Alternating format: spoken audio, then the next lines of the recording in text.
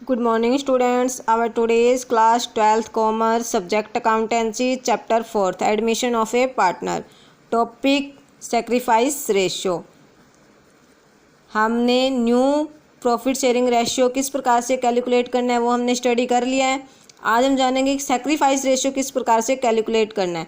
Sacrifice ratio क्या होता है कि जब भी कोई नया पार्टनर फर्म में प्रवेश करता है तो जो पुराने पार्टनर होते हैं वो अपने हिस्से का कुछ ना कुछ नए पार्टनर के हिस्से में त्याग करते हैं। तो ये क्या कहलाता है, उनको जिस रेशियो में उन्होंने त्याग किया वो क्या कहलाएगा, उनका सैक्रिफाइस रेशियो, त्याग अनुपात। सैक्रिफाइस रेशियो हम क्यों निकालते हैं, क्योंकि जो नया पार्टनर है वो फर्म में कुछ ना कुछ कैपिटल या गुडविल लेकर के आता है। क्योंकि जो पुराने पार्टनर्स हैं उन्होंने जब बिज़नेस स्टार्ट किया था उन्होंने भी कुछ ना कुछ पूंजी लगाकर बिजनेस को स्टार्ट किया होगा, तो नए पार्टनर को भी अपने हिस्से की कैपिटल और गुडविल लेकर आनी पड़ती है।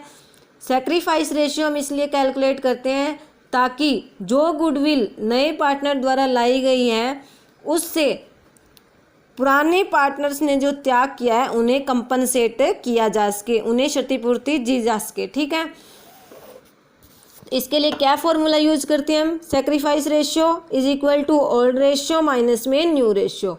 ओल्ड रेशियो में से न्यू रेशियो को जब हम लेस करेंगे तो हमारा क्या आएगा, सैक्रिफाइस रेशियो। हमें इलस्ट्रेशन दिया हुआ है 13। A B C are partner sharing profits in the ratio of 4:3:2। They admit D into partnership. The new profit sharing ratio of partners 3:2:3। Calculate the sacrifice ratio. Sacrifice ratio किस प्रकार calculate करेंगे, old ratio minus में new ratio. यहाँ हमें old ratio भी दिया हुआ है, न्यू रेशियो भी दिया हुआ है, तो सिंपल है, हम फॉर्मूले का यूज़ करेंगे और हमारा जो है सैक्रिफाइस रेशियो हम निकाल लेंगे।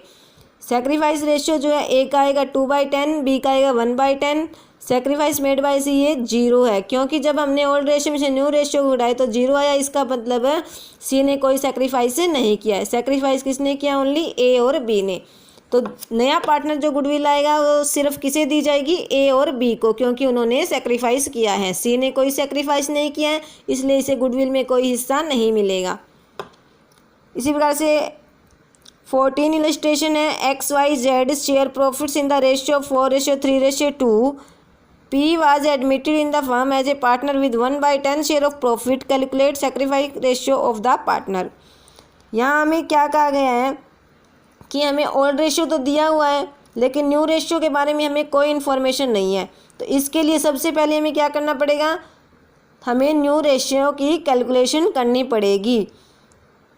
तो जो चारों केस हमने पीछे स्टडी किए थे उन्हीं में से कोई एक केस यहाँ लागू होगा। हमें कुछ नहीं बताया गया तो हम क्या कर लेंगे, ओनली प्रॉफिट को क्या मान लेंगे, पहले 1।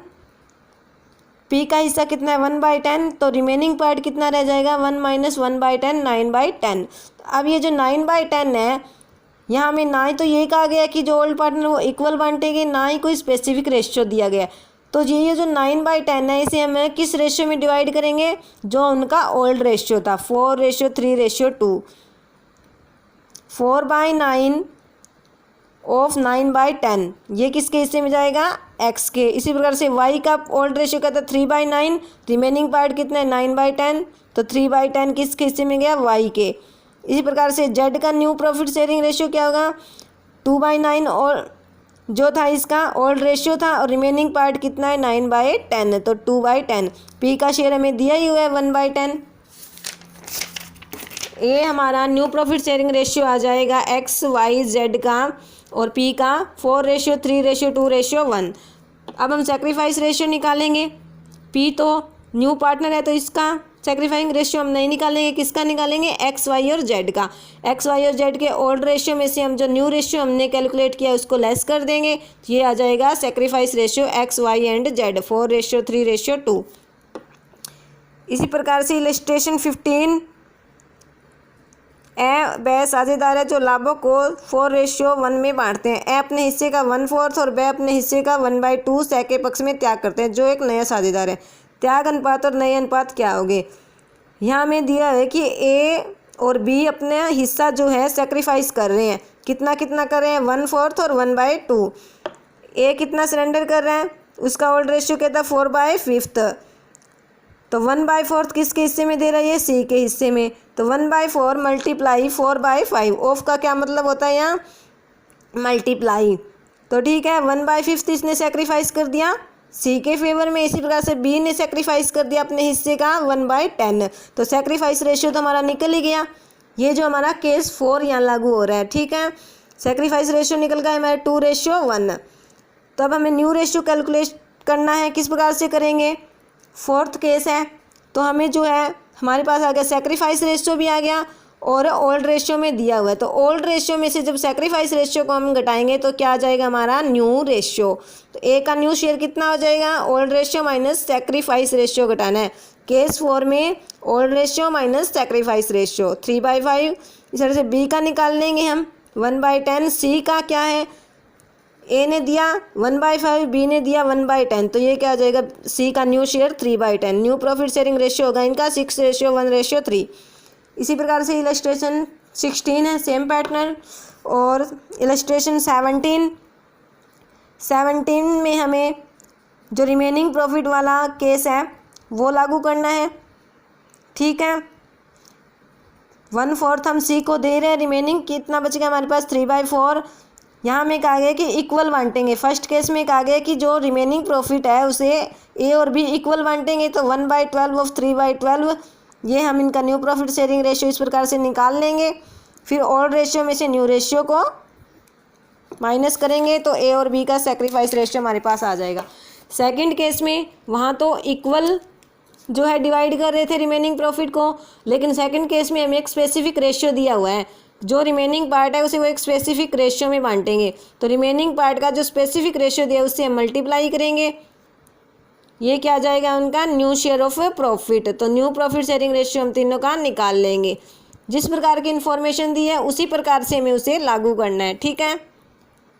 इसी प्रकार से इलस्ट्रेशन 18 में चेंज है थोड़ा कि KLM साझेदार है जो लाभों को 3:2 के अनुपात में बांटते हैं। उन्होंने N को 1/6 भाग के लिए सम्मिलित किया। यह सहमति हुई कि M का हिस्सा पुराना वाला ही रहेगा।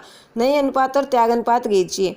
N जो है नया पार्टनर आ रहा है, ठीक है, लेकिन त्याग कौन करेंगे, ओनली K और L करेंगे। M जो है M का हिस्सा उसी प्रकार से रहेगा। तो सबसे पहले हम N का शेयर कितना दिया 1/6, M के शेयर में कोई चेंज नहीं है, उसका भी 1/6 ही रहेगा। तो रिमेनिंग कितना रह जाएगा, 1 में से अगर हम टोटल प्रॉफिट 1 होता है, 1 में से अगर हम N और M का हिस्सा घटा देंगे तो क्या रह जाएगा रिमेनिंग प्रॉफिट। रिमेनिंग प्रॉफिट को जो ओल्ड पार्टनर है वो किस में बांटेंगे, कुछ इन्फॉर्मेशन नहीं दी गई है तो ओल्ड रेशियो में ही बांटेंगे। रिमेनिंग प्रॉफिट कितना है 4/6, तो 3/5 लेगा K और 2/5 लेगा इसका L। तो इनका न्यू शेयर आ जाएगा 12/30, 8/30। तो new ratio of KLMN, K और L का हमने निकाल लिया है। M और M में कोई चेंज नहीं था, N का हमें दिया हुआ है। ये न्यू प्रॉफिट शेयरिंग रेशियो हो जाएगा हमारा 12:8:5:5।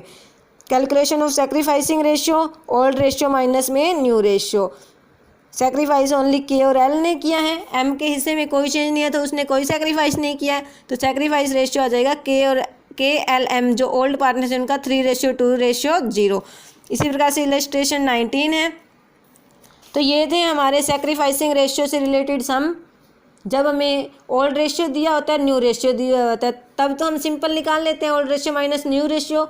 लेकिन जब हमें न्यू रेशियो नहीं दिया होता तो सबसे पहले हमें न्यू रेशियो जो है कैलकुलेट करना पड़ता है, उसके बाद सेक्रीफाइस रेशियो हम कैलकुलेट करते हैं। ये आपको अच्छे से समझ आ गए होंगे। थैंक्स।